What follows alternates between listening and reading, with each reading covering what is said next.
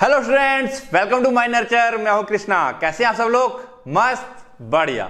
तो चलिए स्टार्ट करते हैं आज हम लोग lecture number 5 pharmaceutics chapter number 1 का यूनाइटेड स्टेट्स फार्माकोपिया यूएसपी को लेकर कुछ बात करेंगे। तो फार्माकोपिया हमारे लिए अब टर्म पुराना हो गया है। फार्माकोपिया का मतलब हमें बहुत अच्छे से पता है। तो इसमें हमें क्या पढ़ना है भाई? जाहिर सी बात है, कौन सी डेट में ये पब्लिश हुआ, कब, क्या, कुछ खास बातें हैं, कुछ लेटेस्ट जो आया उसके बारे में कुछ खास बातें, और फटाफट देख लें इसको हम लोग। तो ये क्या कह रहा है? United State pharmacopoeia, the US pharmacopoeial convention. ठीक है ना, ये जो पूरा एक टर्म है, इसके लिए कई बार टर्म यूएसपी इस्तेमाल हो जाता है। तो यूएसपी शॉर्ट फॉर्म, ऐसा लगता है कि दोनों एक जैसे ही हैं, तो कई बार कंफ्यूजन हो जाती है। तो मैंने यहां पर क्या किया है, ये यूएसपी यानी कि इसके लिए यूनाइटेड स्टेट फार्माकोपियल कन्वेंशन, जिसको हम यूएसपी कहते हैं कई बार, इज एन प्राइवेट, ये क्या है? एक प्राइवेट नॉन प्रॉफिट अपना फायदा नहीं देखती है, बॉडी ऑफ 300 डेलीगेट्स, 300 लोग यहां काम करते हैं, representing state and national associations and colleges of medicine. ये रिप्रेजेंट करता है नेशनल एसोसिएशंस और कॉलेजेस ऑफ मेडिसिन जो स्टेट और नेशनल लेवल पर हैं, nursing and pharmacy industry and agencies of the federal government. Federal मतलब एक संघ, मतलब जो मिलकर बनी हुई होती है गवर्नमेंट। ठीक है, तो यानी कि ओवरऑल बात ये कहना चाह रहा है कि जैसे कि ये एक ऐसी संस्था है जो इन सब चीजों पर नजर रख रही है। एक तरह से कह सकते हैं हम लोग, जैसे कि हमारे यहां पर क्या है, पीसीआई है। ठीक है, तो वहां पर क्या है, यूएसपी है, जो इन सब चीजों के ऊपर क्या रखे हुए है, नजर रखे हुए है, और एक नॉन प्रॉफिट संस्था है।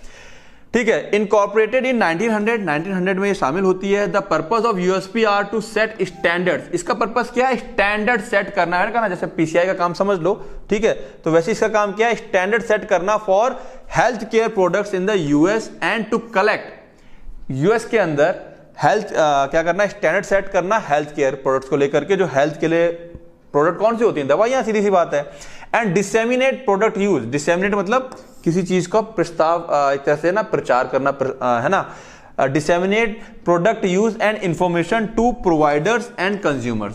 ठीक है, प्रोडक्ट यूज और उसके इंफॉर्मेशन को प्रोवाइडर्स और कंज्यूमर तक क्या करना है? पहुंचाना है। तो डिसेमिनेट मतलब होता है एक तरह से प्रचार करना या कोई चीज बताना किसी को। ठीक है, तो ये यूएसपी जो मैंने बिना डॉट के लिखी हुई है यहां पर, ये क्या हो गया? US pharmacopoeial convention. Every 5 year USP publishes revised standards for drug in the United State pharmacopoeia. जो ये यूएसपी है, हर 5 साल में ड्रग्स को रिवाइज करती है, और यूएसपी यूनाइटेड स्टेट फार्माकोपिया, है ना, कंफ्यूज नहीं करना। अब इसको मैंने क्या किया अपने नोट्स में, U.S.P करके, यानी डॉट के फॉर्म में लिखा हुआ है। जब U.S.P लिखूंगा तो इसका मतलब यूनाइटेड स्टेट फार्माकोपिया, यूएसपी लिखूंगा केवल बिना डॉट का, इसका मतलब ये वाली एक संस्था की बात कर रहा हूं मैं। ठीक है, कंफ्यूज नहीं करना। आगे आते हैं। ठीक है, एंड द नेशनल फॉर्मुलरी। अब ये नेशनल फॉर्मुलरी क्या होती है? सिंपल सी बात ये समझो, कुछ दवाइयों की लिस्ट होती है जो कि बहुत जरूरी होती है। इसको भी डिटेल में लेंगे, आएगा नेक्स्ट लेक्चर। ठीक है, तो हर 5 साल में ये क्या करती है? रिवाइज करती है। किसके? अच्छा, दोनों कंबाइंड, फार्माकोपिया और फॉर्मुलरी मिला करके एक कंबाइंड ये निकालती है अपनी। ठीक है ना, कंपेंडिया कंबाइंड निकालती है। तो यहां पर देखो फार्माकोपिया और फॉर्मुलरी में डिफरेंस क्या है। ये एक ऑफिशियल पब्लिकेशन है, ये एक अनऑफिशियल होता है। ये ऑफिशियल नहीं होता है, ठीक है, बना लेते हैं। पब्लिश बाय लीगल अथॉरिटीज, यहां पर कानूनी कार्रवाई हो सकती है अगर इसके हिसाब से नहीं चले तो। Publish by drug administration authority, जो जिस संस्था का ड्रग एडमिनिस्ट्रेशन अथॉरिटी होती है, जैसे हॉस्पिटल का है कोई, किसी स्टेट का है कोई, ठीक है ना, तो वो वहां पर उसको बनाता है। Brand names are not included, इसके अंदर ब्रांड नेम नहीं हो सकते हैं, केवल जेनरिक नेम होंगे। यहां ब्रांड नेम इंक्लूड होते हैं, बहुत बड़ा डिफरेंस है कि can be followed by physician of whole over the world, पूरी दुनिया में इसको फॉलो किया जा सकता है, बट ये हर कंट्री का, हर हॉस्पिटल का कहो अपना अलग होता है। पब्लिश लेस फ्रिक्वेंटली 5 ईयरली, बहुत जल्दी जल्दी पब्लिश नहीं होता है, 5 साल 10 साल में ऐसे पब्लिश हो रहा है। ये बहुत जल्दी जल्दी कहो, साल 2 साल के अंदर ये हर साल रिवाइज होता रहे, कौन सी दवाई जरूरी है कौन सी नहीं है। तो फॉर्मुलरी और फार्माकोपिया का डिफरेंस दिमाग में सेट रखना है। ये फार्माकोपिया में अगर मोटी सी बात बताऊं तो ड्रग कैसे बनाई जाती है, कैसे उसका स्टैंडर्डाइजेशन किया जाएगा, कैसे उसकी प्योरिटी चेक की जाएगी, कैसे उसका हम लोग देखेंगे कि वो प्योर है कि नहीं है, कैसे वो देखेंगे उसकी टॉक्सिसिटी कितना है, ये सब बातें यहां होती हैं। इसके अंदर केवल ड्रग के नाम होते हैं जो जरूरी होते हैं। क्लियर होगी बात? ठीक है, तो आगे आते हैं। These standards are recognized as official by federal government। ठीक है, इसको हम लोग ऑफिशियल की तौर पे, ये जो फार्माकोपिया यानी कि इस तरह से लिखा जाएगा अब, यूएसपी और एनएफ, ये मिल करके एक किताब रिलीज होती है जिसे हम, ठीक, कंपेंडिया बोल देते हैं। दीज स्टैंडर्ड्स ये ऑफिशियली रिकॉग्नाइज किए जाते हैं गवर्नमेंट के द्वारा, and enforceable by FDA, FDA के द्वारा इनफोर्स में लाए जाते हैं, कानूनी तौर पे लागू किए जाते हैं। The standards include specification pertaining to, इसके अंदर जो स्टैंडर्ड्स होते हैं वो खास तरीके से किसके रिलेटेड में होते हैं, ड्रग की स्ट्रेंथ को लेकर के, ड्रग कितना ताकतवर है, ड्रग की क्वालिटी को लेकर के, प्योरिटी लेकर के, पैकेजिंग कैसे पैक करना है, कैसे लेबलिंग करनी है वगैरह वगैरह, तो ये सारी बातें इसके अंदर होती हैं। तो डिफरेंस बिटवीन फार्माकोपिया फॉर्मुलरी ये हमने देख लिया है। अब USP is recognized as the official compendium. अब ये यूएसपी ये है यूनाइटेड स्टेट फार्माकोपिया, ये एक ऑफिशियल कंपेंडियम है। अब कंपेंडियम में जिक्र कर चुका हूं क्या होता है, ठीक है ना, ठीक है। For drug in the US, US के अंदर इसको एक ऑफिशियल कंपेंडियम माना जाता है। ऑफिशियल मतलब समझते हो ना, इसको सब मानेंगे। According to the federal food drug and cosmetic act, कौन सा है यहां पर देखो, ब्रिटिश में क्या था, लास्ट लेक्चर में पढ़ा होगा ब्रिटिश वाला, तो उसमें मेडिसिन एक्ट था। यहां पर क्या है, federal food drug and cosmetic act. तो यही सब छोटी छोटी बातें हैं जो मैं तुम लोगों को एमसीक्यू की प्रैक्टिस में भी करवा दूंगा, और यहां तो खैर बताता हुआ चल ही रहा हूं। USP sets standard for drug identity, strength and purity, है ना। जो यूएसपी है वो ड्रग की आइडेंटिटी कैसे ढूंढा जाएगा, उसकी स्ट्रेंथ और प्योरिटी के लिए स्टैंडर्ड सेट करती है कि उसका ये मानक होगा, इतना इतना आपको रखना है, इससे ना ऊपर ना इससे नीचे। FDA enforces the standard set by the USP, USP में जो स्टैंडर्ड है उसको कौन चेक करेगा, एफडीए। वो चेक करेगा कि पूरा जो उसमें है उसके कंट्री में इसके हिसाब से चीजें बन रही कि नहीं बन रही, नहीं बन रही है तो क्या हो जाएगा, लीगल, उसके ऊपर कानूनी कार्रवाई हो जाएगी। तो USP is published in combined volume with the national formulary, मैंने कहा ना जो यूएसपी है वो नेशनल फॉर्मुलरी के साथ कंबाइंड वॉल्यूम में पब्लिश की जाती है, USP NF. USP sets standard for both human drugs and animal drugs, दोनों के लिए ये स्टैंडर्ड सेट करती है। USP also sets standard for the dietary supplement, खाने में डाइट क्या रहेगी, कितना कितना खाना है रोज हमको, मतलब डाइट के तौर पर कितना कार्बोहाइड्रेट फैट प्रोटीन लेना चाहिए। एंड फूड इंग्रेडिएंट, फूड के अंदर वहां पे क्या है, देखा होगा विदेशों में पैकेट वाले फूड बहुत ज्यादा है, तो उसके अंदर प्रिजर्वेटिव्स, केमिकल्स, कलरिंग एजेंट वो सब बहुत ज्यादा रहता है करके, तो वो जो फूड के इंग्रेडिएंट्स हैं उनके बारे में भी क्या करता है, ये डिसीजन लेता है। अब यूएसपी की अगर हिस्ट्री ले लें अगर हम लोग, तो ये यूएसपी होगी संस्था जो कि नॉन प्रॉफिटेबल थी, इस्टेब्लिश की गई थी by doctor Lyman Spalding with 10 physician in January 1820 में, ठीक है ना। USP publish United State pharmacopoeia, ये जो है ये पब्लिश करती है यूएसपी को, ठीक है। तो यूएसपी पब्लिश करती है, यूएसपी को कंफ्यूज मत कर जाना, ये संस्था है, ये फार्माकोपिया है सिंस 1820, और तभी से ही यूएसपी यानी कि यूनाइटेड स्टेट फार्माकोपिया पब्लिश होती हुई चली आ रही है। Federal food drug act recognize the USP and NF in 1906, यानी कि ये जो था फेडरल फूड ड्रग और एक्ट ने यूएसपी और एनएफ को रिकॉग्नाइज किया कि हाँ ये होनी चाहिए और ये लीगल रहेगा अपनी कंट्री के लिए 1906 में, और इन्फोर्स किया गया, लीगल तौर पे लागू करवाया किसने, एफडीए ने इन 1938 में।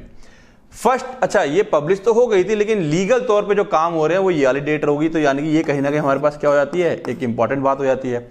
First national formulary of the United state appeared in 1888, again एक इंपॉर्टेंट लाइन है तुम्हारे एमसीक्यू के लिए। अब बात कर रहे हैं इन 1888 में, यानी कि 1888 में नेशनल फॉर्मुलरी आ गई थी, बना दी थी किसी ने, लेकिन इन 1975 यूएसपी एक्वायर्ड मतलब उसने उसको ले लिया, अधिग्रहण कर लिया उसका, the national formulary which contain excipients standards, ठीक है ना, जो ड्रग के अंदर कंटेंट एक्स्ट्रा पढ़ते हैं उसके अंदर उसके वो लिखे हुए थे। USP acquired the food chemical codex in 2006, उसने उसको भी एक्वायर कर लिया। Provides quality standard, USP NF FCC, ये तीनों मिलकर के क्या प्रोवाइड करवाते हैं, क्वालिटी स्टैंडर्ड्स, दवाओं को लेकर के जो सब्सटेंस दवाइयों में इस्तेमाल हो रहे हैं उन सब की क्या क्वालिटी रहेगी, कैसा स्टैंडर्ड होना चाहिए, वो सब ये तीनों मिलकर के वहां पे प्रोवाइड करवाते हैं, ठीक है। एक्सपर्ट्स वॉलंटियर्स यानी कि एक्सपर्ट्स कमिटी, जैसे कि साइंटिस्ट, साइंटिफिक डिसीजन मेकर्स, कुछ आगे मेरे ख्याल से कट हो गया, ओके। तो यहां कहना चाह रहा है जो expert volunteers, experts committees are scientific decision makers, जो साइंटिस्ट, जो एक्सपर्ट कमिटीज होती हैं जिनको ये बनाती हैं, जो यूएसपी को बनाएगी, एनएफ को बनाएगी, एफसीसी को बनाएगी, उसके अंदर एक्सपर्ट वॉलंटियर्स होते हैं। एक्सपर्ट वॉलंटियर्स मतलब जो खुद से आकर के काम करना चाहते हैं और एक्सपर्ट होते हैं, अपनी अपनी फील्ड के माहिर होंगे वो, ठीक है ना। तो और साइंटिफिक डिसीजन मेकर्स होते हैं ये लोग आकर के फिर फाइनली क्या करते हैं, बुक के अंदर क्या क्या चीजें रहनी चाहिए, कई सारे लोगों की मिलकर के कमेटी बनती है, सब लोग अपना डिसीजन देते हैं, रखते हैं, तो समझते हो किस तरीके से कोई चीज बनती है, क्लियर है। तो ये बात होगी इसकी थोड़ी सी इतिहास के बारे में। अब इसका ऑब्जेक्टिव क्या भैया यूएसपी का, compendial standard setting and revision. USP यानी कि जो संस्था थी जो यूनाइटेड स्टेट फार्माकोपिया को पब्लिश करेगी, उसका ऑब्जेक्टिव क्या है, मेन कंपेंडियल स्टैंडर्ड, जिससे कि यूएसपी का स्टैंडर्ड बना रहे और टाइम टाइम पे रिवाइज होती रहे। To set standard for drug substance, जितने भी ड्रग सब्सटेंस यूज हो रहे हैं उनका स्टैंडर्ड बना रहा है, ड्रग प्रोडक्ट जो बन रहे हैं उनका स्टैंडर्ड, उनकी स्ट्रेंथ, उनकी प्योरिटी, उनका क्वालिटी पैकिंग, उनकी लेबलिंग, ये सब प्रॉपर अंडर द कंट्रोल और स्टैंडर्ड के हिसाब से होना चाहिए। ये सब को ऊपर कंट्रोल करने के लिए ही इसका मेन उद्देश्य था। अब देखो यूएसपी में क्या रहेगा, यूएसपी जैसे कि ब्रिटिश फार्माकोपिया में एडिशन थे, फिर बाद में बीपी 2007 2008 इस तरह के चालू हो गया था। तो यहाँ फर्स्ट एडिशन कब हो गया था, 1820 में, जिसके अंदर 217 ड्रग थे। सेकंड एडिशन कब आ गया था, 1905 में, but it was title 8th as it was the 8th revision. ये 8वां रिवीजन था, तो इसको कई बार हम लोग 8वां एडिशन भी बोल देते हैं। अब हुआ क्या, 5 जुलाई 1974 को USP and NF got unified, ये दोनों मिल गई, कंबाइंड हो गई, एंड देयर आफ्टर उसके बाद a single volume is published, दोनों को मिला करके एक ही वॉल्यूम पब्लिश किया जाता था। तो तब से नाम पड़ने लगा यूएसपी और एनएफ मिल करके। अच्छा, इसके बाद जो ये हमने पढ़ा यहाँ पर दो के बाद कई सारे आ चुके थे, अब वहां उनमें कोई खास चीजें नहीं थी, तो वो इसीलिए यहाँ पर शो नहीं किए गए हैं। जब तक जो रिलीज हुआ ये, तब तक 22वीं यूएसपी छप चुकी थी और 17वीं एनएफ आ चुकी थी, दोनों को मिला करके कंबाइन किया गया, ठीक है। और ये कब आई, 1990 में, 22nd edition of USP combined with 17th edition of NF, और मिला करके इसको पब्लिश कर दिया गया। Electronic version of USB NF on floppy disk was introduced in 1992। Electronic, पहले फ्लॉपी डिस्क आती थी जो कि अब नहीं आती है, ठीक है, उसमें भी यानी कि एक तरह से इलेक्ट्रॉनिक मीडिया कंप्यूटर पर देखने के लिए 1992 में इसको इंट्रोड्यूस किया गया। फिर USB 2318 was published in Mumbai as an Asian edition at the end of 1994। 23 has 10 supplement, जो यूएसपी 23 थे उसके 10 सप्लीमेंट्स थे। सप्लीमेंट मतलब समझते हो ना, चीजें जब उसमें कुछ करेक्ट कर दी जाती हैं। 2419 अपीयर्ड फ्रॉम 1 जनवरी 2000, ये 2000 से आई। यूएसपी 3025 NF25 अपीयर्ड फ्रॉम मई 2007। तो इसमें डेट्स वगैरह हैं। अब यहाँ पर कुछ खास बातें हैं तो वो हमने यहाँ लिखी हुई हैं, देखें क्या है जरा। It contains scientific standards for drug. अच्छा, कभी आ जाए तो ये जनरल बातें लिख सकते हो, ये हर फार्माकोपिया में कहीं ना कहीं कॉमन है। क्या क्या होगा, scientific standard for drug, dietary substance, biological products, excipient used in doses form, है ना। कुछ कॉमन सी 8-10 लाइन निकाल लेनी है जो एक फार्माकोपिया के अंदर होती हैं। तो कभी आ जाता है कि इसके बारे में कुछ लिखो तो 8-10 लाइनें आप लिख सकते हो, ठीक है ना। ये नहीं कि बिल्कुल चल रहे हैं यहाँ पर। अब मान लो it contain 4100 monograph and 200 general chapter. भूल गए अगर, अरे गलती से 3100 लिख दिया, तो ये नहीं कि एग्जैक्ट याद है, लेकिन कोशिश करो एग्जैक्ट याद हो जाए। लेकिन याद नहीं है तो कुछ एक डाटा दे दो लिख के, ठीक है ना। 4100 मोनोग्राफ एंड 200 जनरल चैप्टर्स थे यहाँ पर। It has been printed in 3 volume, 3 volume में प्रिंट हुआ था। Volume 1 contain general chapters and volume 2 and 3 contain monograph. General chapter मतलब वही प्रीफेस, इंडेक्स, एक्नॉलेजमेंट वगैरह वो सब चीजें होंगी। First supplement to US 30 NF25 appeared from August 2007 and second supplement from November 2007। जिसका जो पहला सप्लीमेंट आया था, फर्स्ट सप्लीमेंट अपीयर्ड फ्रॉम 2007, पहला सप्लीमेंट 2007 में आया था और सेकंड सप्लीमेंट नवंबर 2007 में आया था। Which will be considered official from 2008, और इसी को 2008 में ऑफिशियल मान लिया गया था। From 2006 Spanish edition of USP is also being published, ठीक है ना। स्पेनिश एडिशन भी पब्लिश हुआ है इसका, ठीक है ना, स्पेनिश लैंग्वेज में। Now USP 32 NF27 more than, इसके अंदर कितने आ चुके थे, 4200 मोनोग्राफ आ चुके थे। 200 जनरल चैप्टर थे covering general test and assays, इसके अंदर टेस्ट और एसेज के बारे में जिक्र था। Display helpful guides and charts. अब देखो ये इंपॉर्टेंट है, display helpful guides and chart, है ना, किस तरीके से जाना है अंदर। To make it easy to find focus specific information, अंदर कहां पर कौन सी इंफॉर्मेशन है उसको डिटेल करने के लिए चार्ट्स और गाइड्स का सहारा लिया गया, जो बुक की स्टार्टिंग में था। Include information on emerging areas of science and medicine. Obvious ही बात है, जो साइंस और मेडिसिन में एरिया इमर्ज कर रहे थे, फल फूल रहे थे, उनके बारे में डाटा आ गया था। Help ensure compliance with official standards, ये हेल्प कर रहा था, कॉम्प्लायंस मतलब अनुपालन कर सके किसके साथ, ऑफिशियल स्टैंडर्ड के साथ अनुपालन करने में ये हेल्प कर रहा था। Enables validation of test result against proven benchmark. ठीक है भैया, वही तो बात है, क्या कहना चाह रहा है, जो प्रूवन बेंचमार्क है उसके साथ टेस्ट को वैलिडेट करता था कि हाँ ये ऐसे ऐसा है करके। Expedite new product development and approval. Expedite मतलब किसी चीज को जल्दी करवाना, new product and development and approval, ठीक है ना, उसको जल्दी जल्दी करने में हेल्प करता था ये। तो कहीं ना कहीं ले देके हर फार्माकोपिया का एक ही रोल होता है।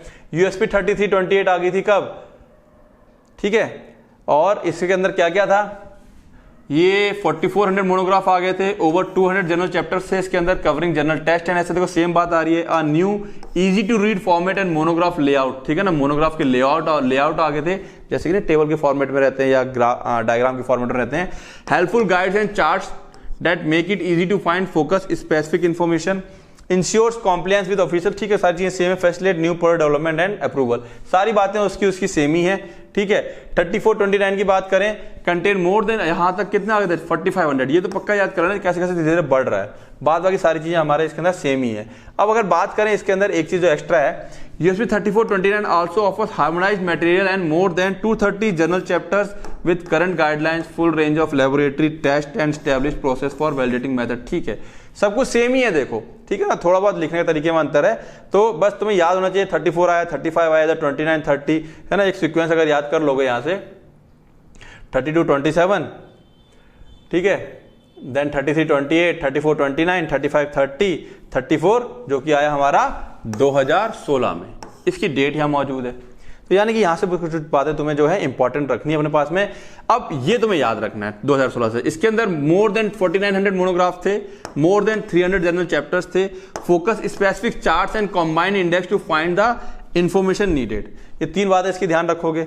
यूएसपी 43 NF38 की बात करें जो कि 2020 में आई है, तो देखो क्या कह रहा है ये, तो USP 43 NF38 is the last edition that will be available in print और on a USB flash drive. Important line है, इसको नोट करोगे। ये लास्ट ऐसा एडिशन था जो कि अवेलेबल था प्रिंट के फॉर्मेट में या फ्लैश ड्राइव के फॉर्मेट में, खत्म कर दिया उन्होंने कहा छापेंगे ही नहीं, छापने से क्या हो रही है, दिक्कत हो रही है, ठीक है ना। छप जाती हैं, पड़ी हुई हैं, रद्दी में जा रही हैं।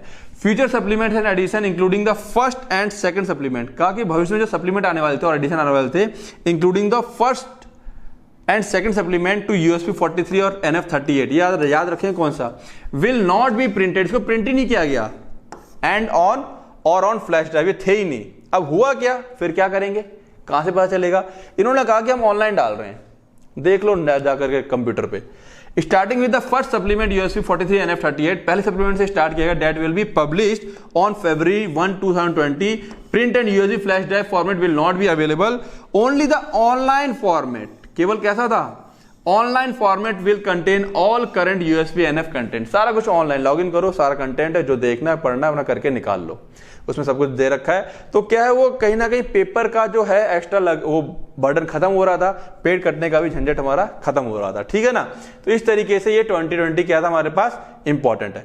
क्लियर है, चले आगे। 2020 हो गया। अब आगे है अपना थोड़ा सा ऐप के बारे में इंफॉर्मेशन, ठीक है। तो ऐप के बारे में जहां तक है काफी लोग तुम लोग जान चुके होंगे, जो लोग नहीं जान पाए हैं पहली बार देख रहे हैं वो लोग समझ लें। माइंड नर्चर जो ऐप है वो अब कहां आ गया है, वो अब आ गया है अपने प्ले स्टोर पे, जाएंगे डाउनलोड करेंगे। वहां नहीं करना डाउनलोड तो इस लेक्चर के लिंक में भी ऐप का डिस्क्रिप्शन दे रखा है।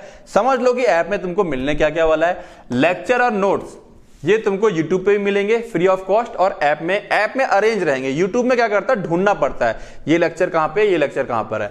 ऐप में एक जाओ, क्लिक करोगे, अच्छा फार्मास्यूटिक्स, अच्छा ये फार्माकोलॉजी, क्लिक करोगे, उसके अंदर सारे चैप्टर एक साथ खुल जाएंगे, जैसे बुक टाइप का रहता है, ठीक है ना। तो लेक्चर नोट्स YouTube पर भी अवेलेबल है फ्री ऑफ कॉस्ट, ठीक है। नोट्स का लिंक डिस्क्रिप्शन में दिया होता है हर लेक्चर के, नोट्स मेरे YouTube के हर लेक्चर में मिलेंगे तुम्हें, ठीक है ना।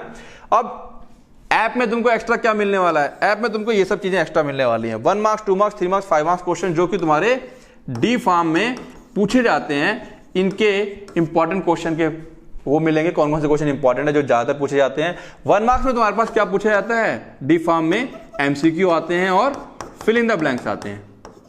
क्या आते हैं, MCQ और फिल इन द ब्लैंक्स।